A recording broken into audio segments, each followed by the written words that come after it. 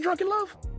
I don't know that. I love Beyonce, but I have not. Mariah just flew in from her own planet. I'm telling you, this is Mariah's. From my own planet? Yes. I did. Yes, absolutely. Oh, honey, grab your tea and buckle up because what I'm about to spill is hotter than July in Vegas. So everyone's been whispering for years about how Beyoncé and J.Lo might have played a little dirty behind the scenes. Like not just taking the spotlight, but snatching entire careers from right under other divas' noses. And guess who was in their crosshairs? Yep, Mariah Carey. The Mariah Carey, the voice, the legend, the diva of divas. But baby, this ain't just fan gossip. The tea?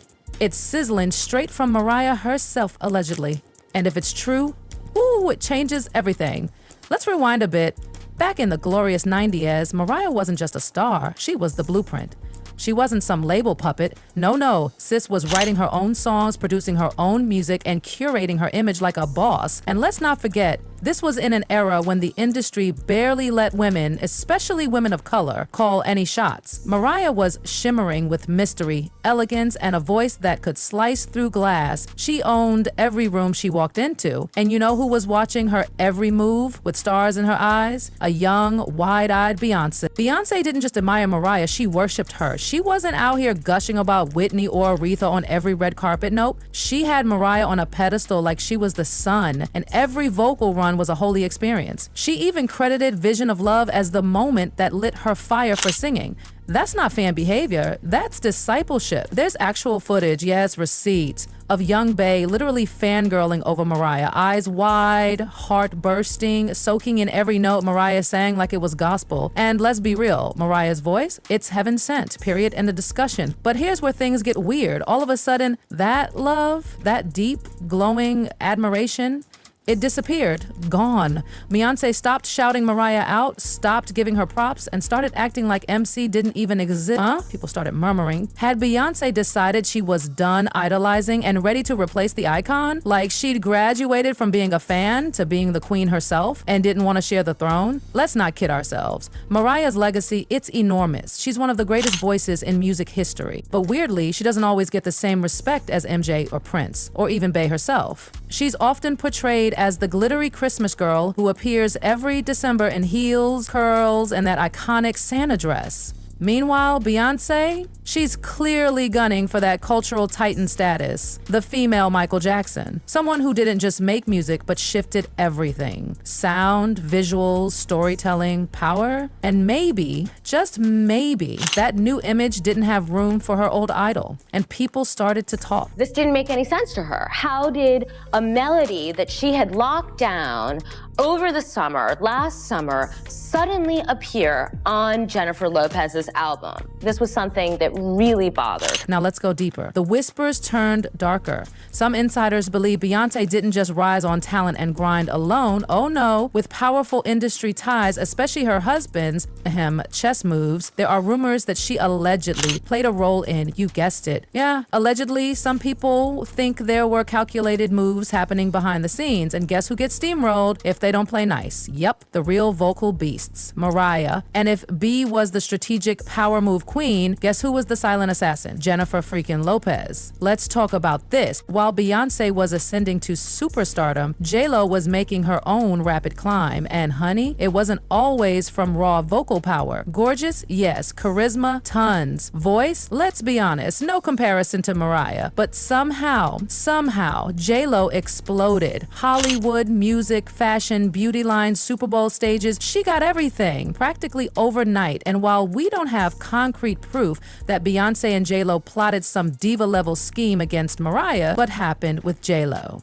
Yeah, that's shady enough to raise both eyebrows. Mariah, during her infamous glitter era, had just secured the rights to use a fire sample from Yellow Magic Orchestra's 1978 track Firecracker for her single Loverboy. She was hyped. It was fresh, it was hers. Then, bam, out of nowhere, J.Lo drops a song using the exact same sample. She was like, how on earth did J.Lo get that? It was no coincidence, no fluke. Let's remember, J.Lo wasn't exactly making musical waves back then. Broadway wasn't biting. Her vocals weren't taking her far. But then, suddenly, she's got Mariah's exact track. Enter Tommy Mottola, Mariah's ex-husband, and also her boss at Sony. You think it's bad? Oh, honey, it gets worse. Tommy, furious about Mariah divorcing him and walking away from Sony, allegedly gave the exact sample to J.Lo. Not just that, he shelved Mariah's version and rushed J.Lo's out first. Full-on sabotage.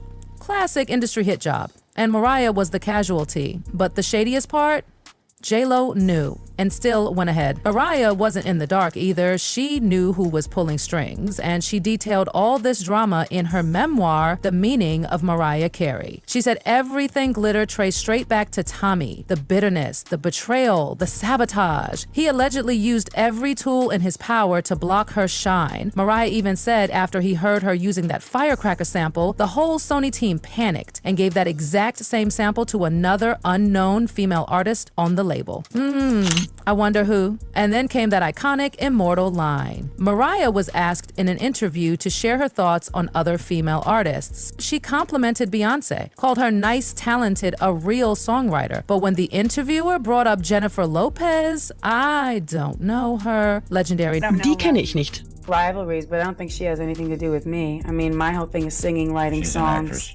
Yeah, and I've been doing this my whole life. Singing is first and foremost. It's a God-given talent that I'm grateful for. Her thing is something. Now listen, that iconic I don't know her wasn't just shade. It was a whole read wrapped in elegance. And Mariah, she didn't stop there. In an interview with Larry King Live in 2002, Larry literally asked her point blank, is there beef with J.Lo? And our girl Mariah, she didn't blink, she didn't flinch. She just smiled and said, there's no competition if the other person can't sing. Period. Boom, mic dropped. That wasn't shade, that was a solar eclipse. And then, get this, when someone mentioned that J.Lo gets a full 8 hours of beauty sleep every night, Mariah clapped back with, if I had the luxury of not having to sing my own songs, darling, I'd do that too. Woo! Petty? Maybe. Accurate? Absolutely. Because here's the thing. People had long been whispering that J.Lo's vocals weren't really her vocals. Let's rewind to 2001. J.Lo dropped I'm Real, right? Massive hit, but there's a plot twist. According to none other than Ashanti, yes, Ashanti, that track, it was originally meant for her. She had already recorded it and then poof, it vanished. Suddenly it's on J.Lo's album with Ashanti's own vocals still in it. Why? Because allegedly J.Lo couldn't hit the notes, so they kept Ashanti's voice in the background. Yep, that voice you hear on the hook, not J.Lo. That soft harmony, still Ashanti. And it gets juicier. That track wasn't just passed to J.Lo randomly. Irv Gotti, head of Murder Inc. at the time, and Ashanti's boss, said Tommy Mottola told him directly to give it to J.Lo. A little behind-the-scenes payback aimed squarely at Mariah. Oh yes, he was still that salty. Apparently, they knew Ashanti would never play dirty like that, so they used J.Lo to execute the move. The nerve? But honey, that's not where it ends. Ashanti didn't just write I'm Real, she also penned Ain't It Funny, another J.Lo smash. Not only did she write it, she sang the entire chorus, did the ad-libs, and basically handed J.Lo the whole vibe on a silver platter. And J.Lo? She just slid into the booth, laid down a few lead vocals, and took the credit. The headlines, the spotlight, the awards, Ashanti was doing the work and J.Lo was cashing the checks. And guess what? It almost happened again with the hit What's Love. That song nearly got snatched from Ashanti too. And it was none other than Fat Joe who spilled the tea. He admitted that Irv Gotti and Ja Rule called him at 3 a.m. talking about some Latino power and trying to hand the track over to J.Lo, even though Ashanti had already laid it down. Can you imagine? Ashanti was right there, writing, recording, creating, and all they saw was another chance to slide J.Lo in and push Ashanti aside. And the worst part, J.Lo allegedly knew it was Ashanti's work, and she was still down to step in and take the spotlight. It's the audacity for me. Ashanti later opened up about this whole mess in an interview with Metro UK, and you could feel the hurt in her words. She said, you should always care about credit for what you do. It's really important to give credit, especially nowadays, because things are so smoke and mirrors. Translation: the industry is fake and full of thieves. She said she kept it classy back then, but it hurt. Watching people celebrate your voice on the radio, knowing they didn't even know it was you, getting ignored while someone else stood in your spotlight. She wasn't getting the credit, or the respect, or the shine. But J.Lo, baby, she was getting all the glory. And it kept happening. The hits kept rolling out. I'm Real, Ain't It Funny, What's Love, and more. And behind the scenes, Ashanti's vocals were allegedly all over those tracks. But you wouldn't know, because her name was missing from the credits. Fans started noticing. The voice didn't match the performance. The lips moved, but the tone, it was suspiciously not J.Lo's. The red carpets, the magazine covers, the Super Bowl stages, J.Lo got it all, while Ashanti's talent was quietly being passed around like a ghostwriter in a vocal booth, and people were fed up. The internet started digging studio leaks, old interviews, background vocals dissected like crime scenes, and it was becoming clear a lot of those hits weren't what they seemed. Even Ashanti finally confirmed it. Yes, her vocals were still in the mix. Yes, she didn't get credit. Yes, she was watching her work climb the charts under someone else's name. How did that J.Lo record actually happen? You wrote the song for yourself, or you wrote it for J.Lo? I wrote it for J.Lo. And let's not forget, Ashanti isn't some nobody.